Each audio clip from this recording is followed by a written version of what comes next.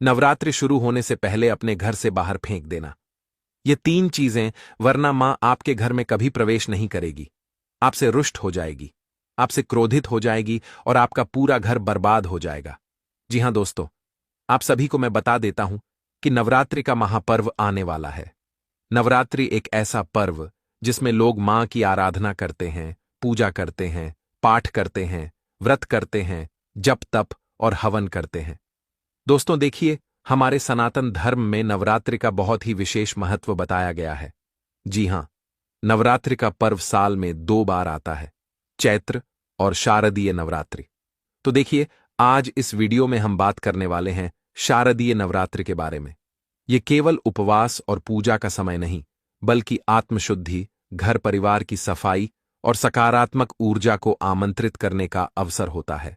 जी हां दोस्तों, कहा जाता है कि नवरात्रि के दौरान माता रानी स्वयं अपने भक्तों के घर पधारती है, भ्रमण करती है और भक्तों के दुखों को हारती है। और हमारे गरुड़ पुराण में यह भी लिखा गया है कि जिस घर में स्वच्छता होगी, जिस घर में श्रद्धा होगी, जिस घर में पवित्रता होगी, वहां वे अवश्य प्रवेश करेगी। लेकिन अगर घर में कुछ अशुभ वस्तुएं पड़ी रह जाएं, कुछ अपवित्र वस्तुएं पड़ी रह जाएं, तो ऐसा कहा गया है कि माता की कृपा रुक जाती है।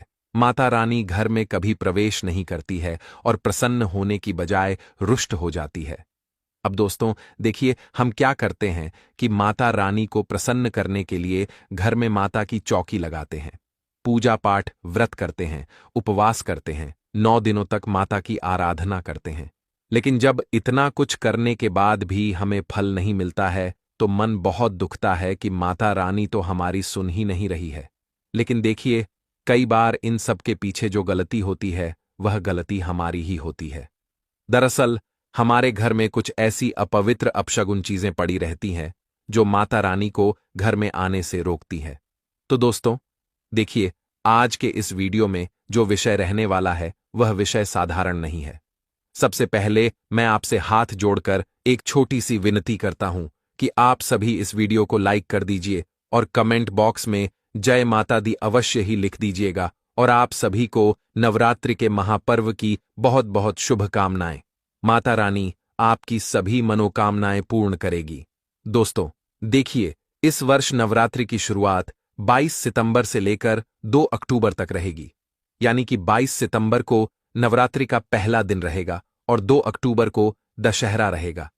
इन 10 दिनों में लोग अपने घर में पूजा पाठ और सेवा करते हैं। लेकिन शास्त्रों में यह बताया गया है कि नवरात्रि शुरू होने से पहले घर में साफ सफाई करना बहुत जरूरी होता है। सारे लोग घरों में रंगाई पोताई करते हैं, घरों में गोमूत्र का छिड़काव करते हैं, गंगा जल का छिड़काव करते हैं, चौकी की स्थापना करते हैं, पूरे घर को पवित्र करते हैं।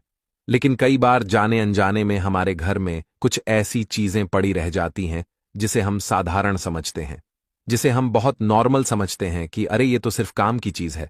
लेकिन देखिए, वही चीज आपके घर में मां लक्ष्मी को, मां जगदम्बा को, मां अंबे को और मां गौरी को आने से रोकती है। देखिए, आपसे मैं एक ही विनती कर रहा हूं कि अगर आप माता रानी की कृपा पाना चाहते हैं तो इस वीडियो को अंत तक ध्यान से जरूर देखना, क्योंकि कहीं तुम्हारी एक छोटी सी गलती तुम्हारे पूरे परिवार को बर्बाद ना कर दे। देखिए, पूजा पाठ करना, जप तप करना, व्रत उपवास करना, यह सब तो आसान है, लेकिन सबसे मुश्किल काम है माता रानी को प्रसन्न करना। और माता रानी कैसे प्रसन्न रहेंगी? जब आपका घर पूरी तरह से पवित्र रहेगा। तो आइए, आज मैं आपका ज्यादा वक्त नहीं लूंगा, मैं सीधे विषय की ओर बढ़ता हूं। और जो बात मैं आपको बता रहा हूं, यह बात होगी गरुड़ पुराण के आधार पर, स्कंद पुराण के आधार पर। ध्यान से सुनना, सब चीजों को ध्यान से समझना कि कौन सी चीज आपके घर के किस कोने में पड़ी है, कहां पर पड़ी है, कैसे पड़ी है, सब बात मैं आपको बताऊंगा। दोस्तों देखिए, सबसे पहली जो चीज है, वह चीज माता रानी के सबसे समीप है और उसका संबंध माता रानी से बहुत घनिष्ठ बताया गया है। आपको ध्यान रखना है कि कई सारी महिलाएं घर में क्या करती हैं कि रूखा सूखा अनाज रखती है, कई दिनों का सड़ा और गला अनाज रखती है। वह सोचती है कि गौ माता आएगी तो गौ माता को दे दूंगी या फिर कहीं पर फेंक दूंगी।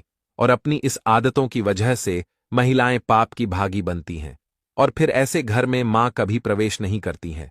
देखिए, अक्सर कई सारी महिलाओं की आदत होती है कि महिलाएं क्या करती हैं कि अक्सर जब कोई अनाज वह गलाती है, जब कोई छोटा अन्न का टुकड़ा वह गलाती है, तो फिर फ्रिज में ही रख देती है और बाहर नहीं फेंकती है और बहुत समय तक उसे शरण देती है। लेकिन हमारे शास्त्रों में यह बताया गया है कि जिस घर में अन्न का अपमान होता है वहां मां अन्नपूर्णा कभी नहीं ठहरती है। जी हां दोस्तों, घर में सूखा या सड़ा अनाज हमें नहीं रखना चाहिए, क्योंकि यह चीजें दरिंदता को बुलावा देती हैं। माता अन्नपूर्णा कभी भी वहां नहीं ठहरती है जहां अन्न का अपमान हो, क्योंकि देखिए, अन्नपूर्णा देवी को हमारे शास्त्रों में सबसे ऊपर माना गया है। धन की देवी के पहले अन्नपूर्णा को पूजा जाता है, क्योंकि अन्न होगा तो ही इंसान जीवित रहेगा और इंसान जीवित रहेगा तो ही तो माता लक्ष्मी आएगी। इसीलिए अन्नपूर्णा का स्थान हमारे शास्त्रों में सबसे ऊपर बताया गया है। तो ध्यान रखिएगा कि नवरात्रि शुरू होने से पहले हमें अपने घर से सड़ा गला बासी अनाज बाहर की ओर फेंक देना चाहिए, बाहर का रास्ता दिखा देना चाहिए। अब देखिए, कई सारी महिलाओं की आदत होती है कि जो घर में पुराने कपड़े रहते हैं, फटे कपड़े रहते हैं, उनका वह पोछा बना लेती है। लेकिन यह पोछा किस तरह से माता को आपके घर में आने से रोकेगा, इस बारे में मैं आपको बताता हूं। देखिए, कई सारी महिलाएं क्या करती हैं कि घर की साफ सफाई करने के लिए पुराने फटे कपड़े ले लेती हैं और पुराने फटे कपड़ों में नकारात्मक ऊर्जाएं होती हैं जो बिल्कुल भी पवित्र नहीं होती हैं। अब उन्हें कपड़ों से हम क्या करते हैं कि घर में पोछा लगाते हैं, घर की साफ सफाई करते हैं, तो ये तो आप घर को पवित्रवाई करने की जगह घर को और अपवित्र कर रही हो, घर में और गंदगी फैला रही है।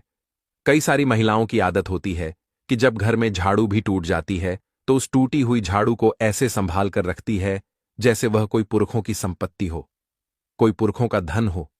अरे, झाड़ू टूट गई है तो उस झाड़ू को सम्मानजनक आपको कहीं ऐसी जगह पर रख देना है, अपने घर से बाहर, जहां पर किसी के पेड़ ना लगे और जहां पर ज्यादा गंदगी ना हो।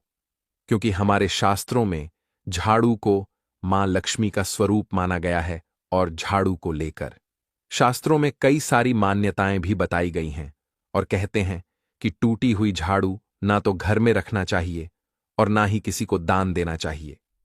देखिए दोस्तों, पुराना गंदा कपड़ा, पुराना गंदा झाड़ू माता लक्ष्मण को घर से बाहर कर देता है और कभी भी मां को घर में प्रवेश नहीं करने देता है। कहते हैं कि पुराने झाड़ू से सफाई अधूरी रहती है और उसमें धूल व केपेरे देपा बासर, धूल और कीड़े पनपते हैं, और जब धूल और कीड़े पनपने लगते हैं तो घर में दरिद्रता फैलने लगती है। क्यों? क्योंकि अगर घर में पवित्रता होगी ही नहीं तो फिर घर में मां लक्ष्मी का प्रवेश कैसे होगा, मां जगदम्बा का प्रवेश कैसा होगा, मां अन्नपूर्णा का प्रवेश कैसे होगा। अब हम क्या करते हैं कि घर में जौ भी उगाते हैं, माता की चौकी भी लगाते हैं। कुछ लोग घर में माता की तस्वीर के सामने 9 दिन तक फूल, माला, धूप, अगरबत्ती सब कुछ करते हैं, और कुछ लोग तो घर में मूर्ति भी स्थापित करते हैं।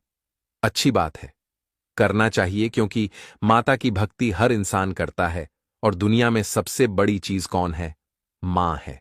अब देखिए दोस्तों, कई सारी घर के लोगों की आदत होती है कि घर में फटे पुराने जूते, चप्पल भी संभाल कर रखते हैं।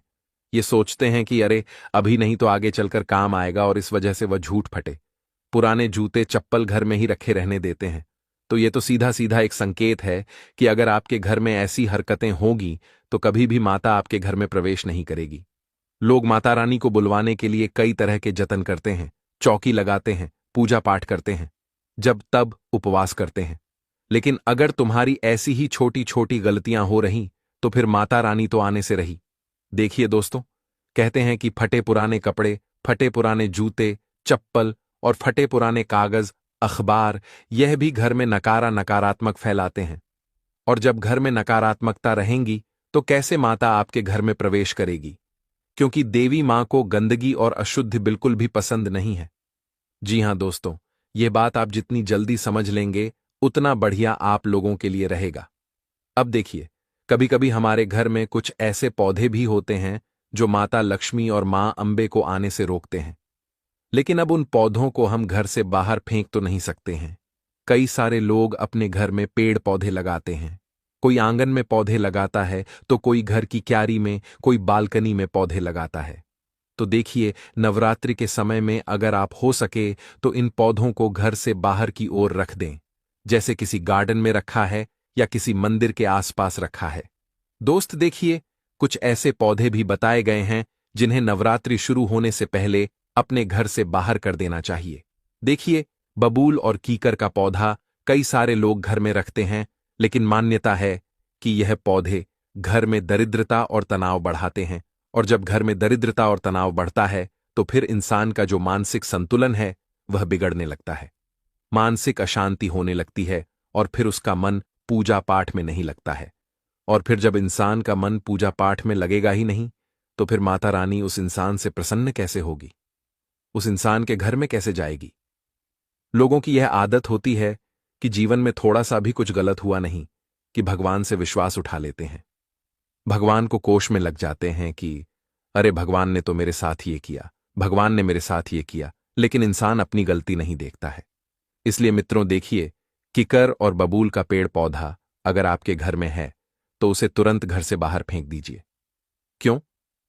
क्योंकि देखिए, ये घर के आसपास नमी और अंधेरे में बीमारी का कारण भी बन सकते हैं, और बताया गया है हमारे शास्त्रों में कि कांटेदार पौधे भी हमें त्योहारों के समय घर में नहीं रखने चाहिए। चाहे नवरात्रि हो गई, चाहे दिवाली हो गई, चाहे होली हो गई, चाहे सावन हो गया, या कौन सा भी त्योहार हो गया हो, घर में कभी भी बिना किसी वजह के कांटेदार पौधे नहीं लगाने चाहिए। क्योंकि कांटेदार पौधे अगर घर में होंगे तो घर में कलह, गरीबी और आपसी झगड़े लाते हैं।